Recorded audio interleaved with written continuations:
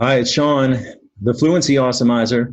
Here's another video where I want to take a few minutes and help you decode big words, to read big words, and also give you lots of spelling tips to carry around and up here and use when you need. Now, I've got two words I want to look at today, so let's get ready.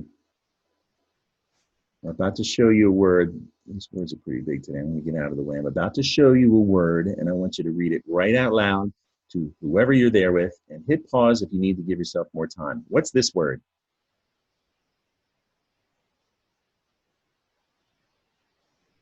All right. What's this word?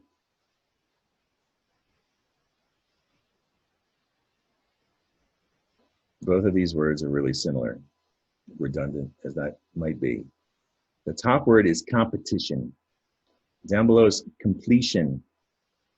They're so similar. I wanted to take some time and illustrate for you the difference because I have a feeling if you come to the top word competition, you may think or even read completion. If you read them both, that's great. Keep watching for spelling tips. But I want to compare them. First, I want to remind you of the fable, The Tortoise and the Hare. The fable that has the moral, slow and steady wins the race, right? That's great advice if you're in a race. The best advice is slow and steady. Take things slow and steady. One place you can take things slow and steady is when you're decoding big words like competition, right? And the tortoise would come along to it. This is an enormous word, really. And the tortoise is going to start to finish, read through this word. You might not read it correctly, but he's going to be very patient. And that's important if you want to decode a big word like competition. The hare is just going to rush right through once it gets to the finish line and be the winner. And if you rush through a big word like this, that's where you can make mistakes. All right. It's likely you'll make a mistake. And before we compare the two words, which reader are you, the tortoise or the hare? Link, right? The tortoise is definitely more patient. My advice for you is slow and steady. Be the tortoise when you're decoding. So let's look at the comparison now between the words competition, and I'm going to get out of the way again, and what you might read if you've rushed through like the hare, completion. Both of these words start with com and they end with the suffix tion, shun. In the middle, there's a pe in both words. However, down below, there's an L between the pe. Up top, there's a ti after the pe. That's the big difference here. So down below is the syllable ple or pli, and up top, it looks like petty, pet, petty, maybe, right? But you can see they're very different, and it's in the middle. So let's illustrate the confusion between these two. What might make a reader say completion when reading competition? Completion. Well, like I just reviewed, there's com, the P-E, not the L, the T-I-O-N, shun, and then the big difference is that T-I syllable up top. So how can you confuse them? Well, if the impatient hare who just wants to get to the finish line as quickly as possible rushes through the word competition, watch what can happen. On your mark, get set, go. All right, did you see that? I'm going to show you one more time. Go. The T disappears and an L is inserted. All right, and those are two very common behaviors with young readers today who rush through words. It's very easy to take a T out of a word, especially towards the end of a word. And it's even easier to put an L into a word where there was no L before, like this L, right? So suddenly the word competition looks like completion. And maybe that's what your brain did when you went to read competition before, right? That is a matter of processing, and slow and steady will help improve that. This video will also help improve that. So let's take a look at the origin, the root words of both words, starting with competition.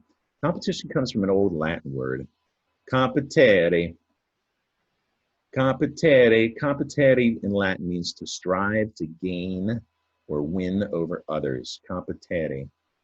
And like the tortoise and the hare. I mean, how many times have we talked about these two? Go. Oh, it looks like a tie in that one. Curiouser and curiouser. Competere, over time, became the word compete in English. And compete, you know what it means to compete. That's a verb. And you compete, there's a first place, second place, third place, like in the Olympics. And compete, you drop the E and you add the suffix. I gotta get out of the way again. And review, come on, get out of the way. And I'll back that up. That silent E at the end of compete, we're gonna drop that E and add ishin. All right, and it becomes not compete, but compet as a vowel change or short E's in the competition. Competition, which is a rivalry or a contest, like a running race or an auto race or a hermit crab race. They have those. Hey, look at them go. You little. Hermit crab races. One kind of competition, and that's the story of competition. Now, I want to look at the origin, the root of completion. Completion also comes from a Latin word, complere. Complere looks like complete.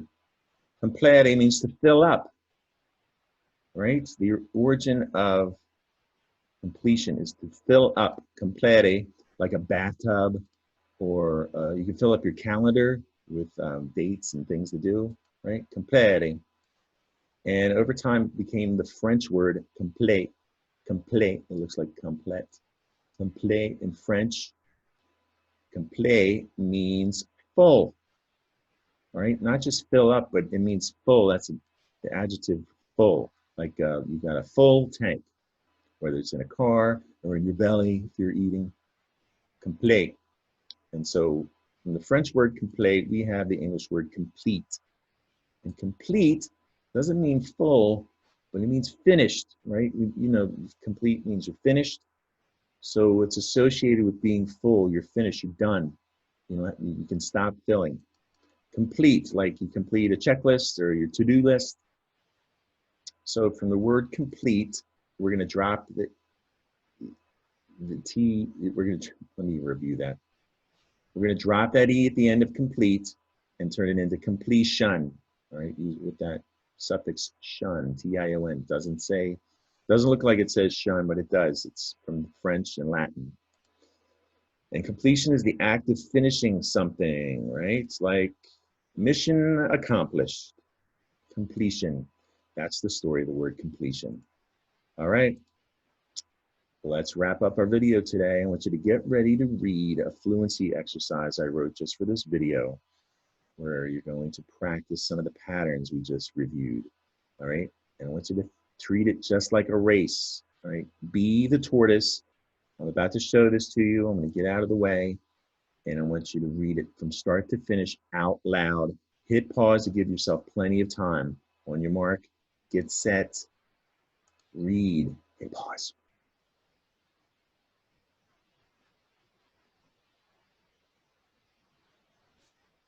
All right, that's going to do it for today's video. Subscribe to my YouTube channel to find lots more videos just like this one, where I try to help readers in 2nd through 6th grade, even beyond 6th grade, and even before 2nd if they're ready for the challenge. Try to help them decode big words and give lots of spelling tips to remember when you need them, which is very important too. Mom or Dad, you can follow me at the Fluency Awesomeizer. In my photos, there are over 200 fluency exercises just like these. Take them one at a time.